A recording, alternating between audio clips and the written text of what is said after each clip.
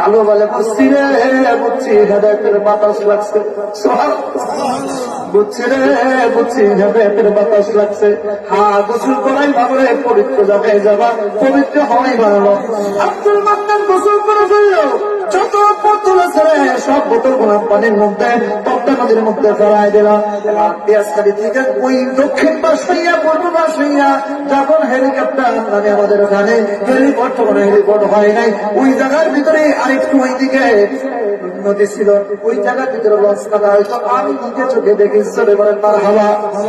বেশি বছর আগের কথা না, মাত্র 15-20 বছর পিছনে যদি যান, আটকুশির জমি আজকে এত সুন্দর সুফলা, এত রাজধানী দেখতেছেন এমন ছিল না বন্ধু।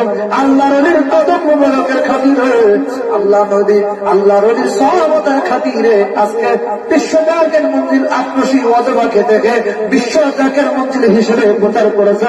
জোরে বলেন আল্লাহু আকবার। সেই জায়গায় ফসল হইতো না। আমার বাড়ি কিন্তু আটকুশি, ভাইবেন না যে না জেনে কথা না। আমার বাড়ি কোথায়? কথা কম কাজ বেশি, টানতাম সাতরশি।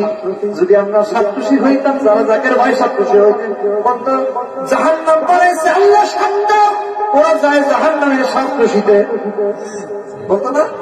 সুযোগ তো পায় না। আল্লাহ তো জান্নাত বানাইছে একটা।